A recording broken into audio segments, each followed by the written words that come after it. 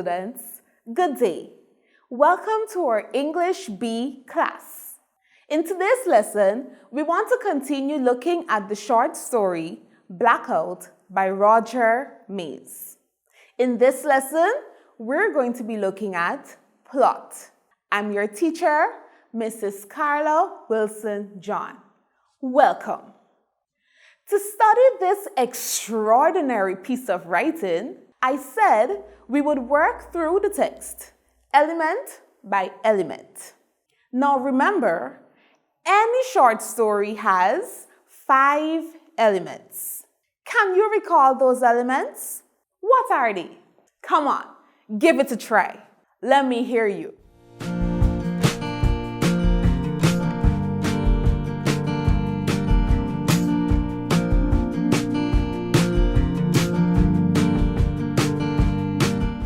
If you said setting, point of view, plot, character, and theme, then you are correct. Bravo! In our last lesson, we looked at the first 2.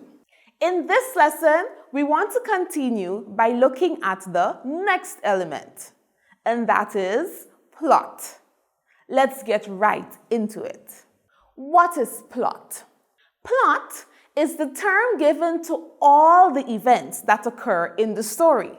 In other words, everything that happens in a story falls under the term plot. For example, let's check out the short nursery rhyme, Jack and Jill. Do you remember that rhyme? I have a clip to show you. Jack and Jill. Jack and Jill went up the hill to fetch a pail of water. Whose idea was it to put the well on top of this hill? Phew! Jack fell down and broke his crown.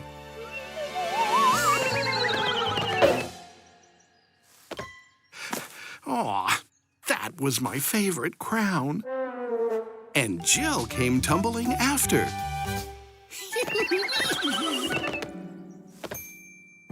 Up Jack got, and home did trot, as fast as he could run. He went to bed with a bump on his head, but all in all, still had fun. Let me ask you a question. What just happened in the little story? If you're going to answer that question, what just happened, you'll be telling me the plot. Well, Jack and Jill were going up a hill. They had the intention of fetching a bucket of water, so they were going up a hill. However, Jack fell down and broke his crown, and then Jill came tumbling after him. So then, you just told me the plot. What just happened? That is the question you ask in order to answer the question about plot.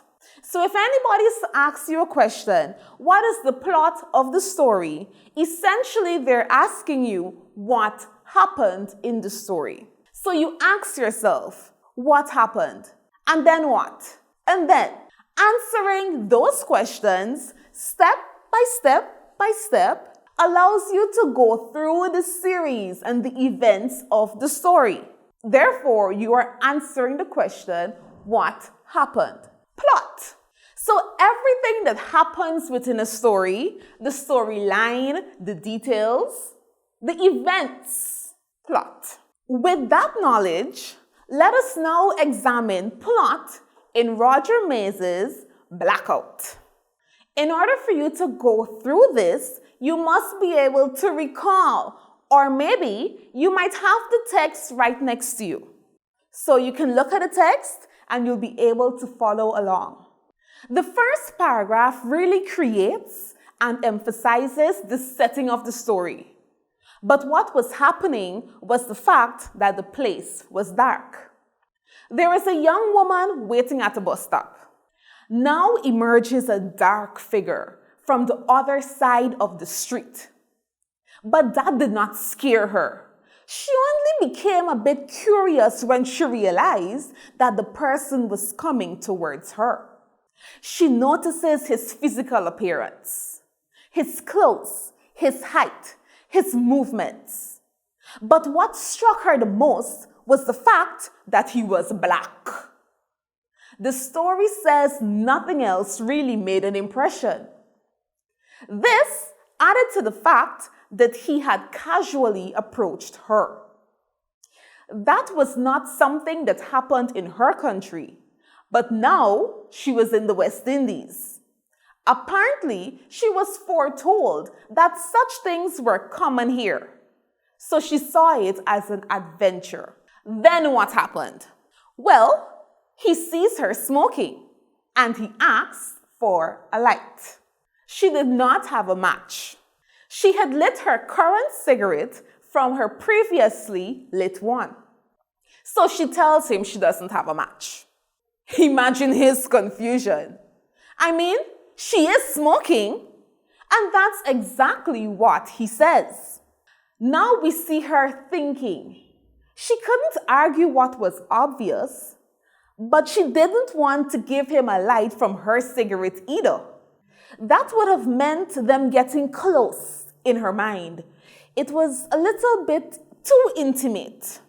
So she hesitated. And all the while she was thinking, the man was staring her down in her face. This black man was not ashamed or shy, as others were back in her country. It was like he posed a challenge to her, and he was quite amused by her actions. Okay, so she'll give him the cigarette. Really, she was giving him the whole thing. She didn't want it anymore, because it meant he was holding something that she was holding, and that formed the kind of connection that she did not want. Oh my gosh, it would be a connection, an intimate connection. He would be too close to her. But the man did not see it all that deep. He did not see the racial connection. He just bent over and let the two cigarettes touch. Transferred the flame. He took a light. He didn't see it as a big deal at all. He straightened up and took a deep lungful of smoke.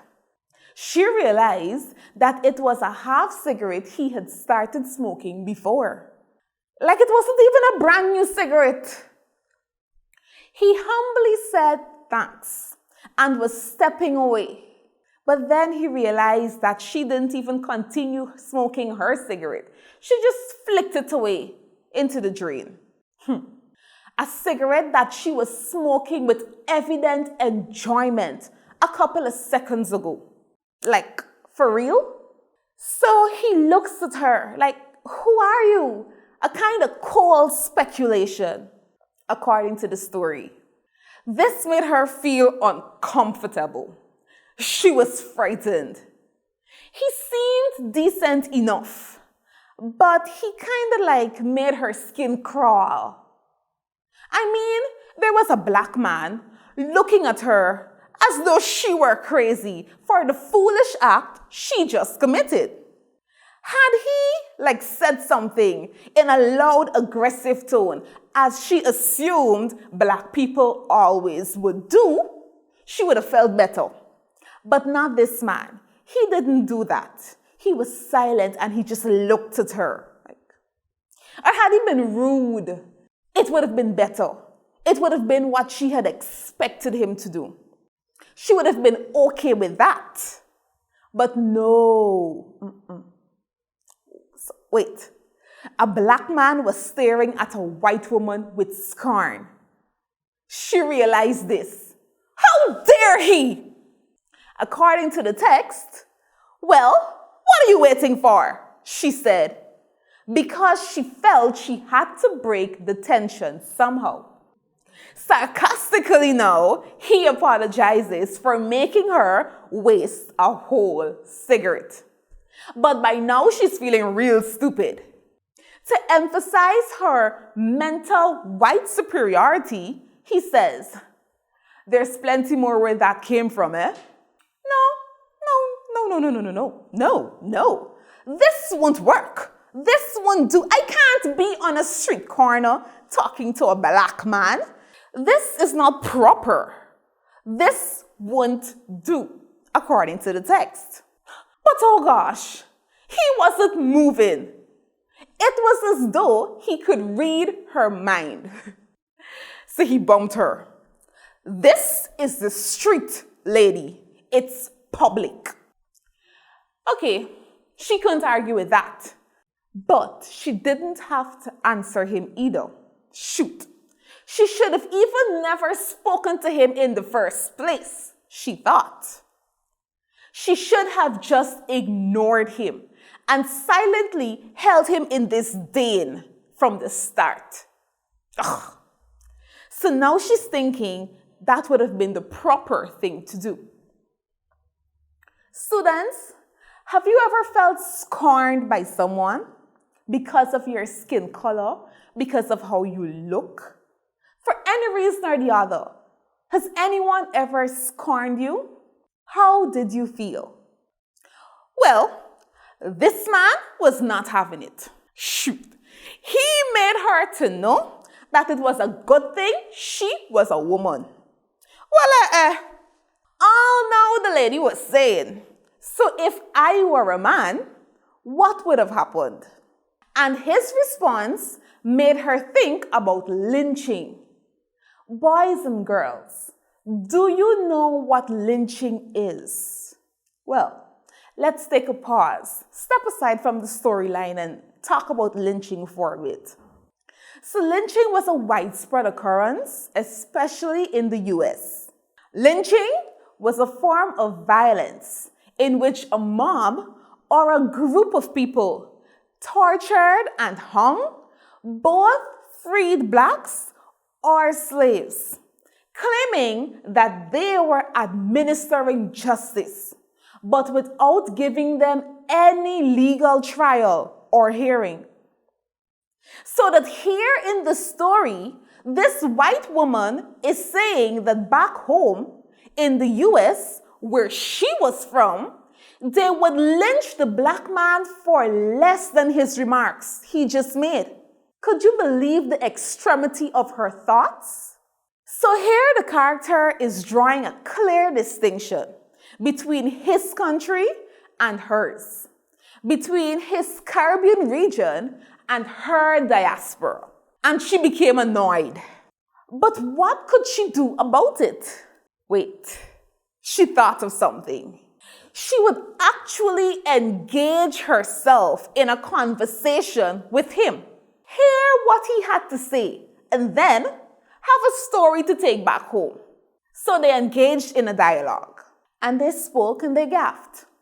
The content of their conversation actually comes in another element. So let's continue. What happened? After they had this conversation, the bus comes. Whew. And she is relieved. She boarded the bus. Her thoughts now stimulated, and the foundations of her learning shaken. While in the bus, she really wanted to look back at the man and take a last look, the story says, at the man who had disconcerted her. But maybe it was for a good that she did not see him bend over and pick up the cigarette that she had just thrown into the gutter. And that is the plot of the story. So we've gone through the story from beginning to end. We have answered the question, what happened? And then what? Then, and then what? So let's recap. In this lesson, we looked at plot. Plot is the element that overtly covers everything in the story, the entirety of the text. It is all the events that happen in the story, from how did it begin, to what happened, to the middle part, and then the ending part. Was there a conflict in the text? Was there any issues? What was your favorite part? My favorite part was when the male character said that in this world, they are only men and women. no skin color difference, and that we can get along quite fine like that. That's all for this lesson, students. I enjoyed it, and I hope you did too. So long for now. Bye-bye.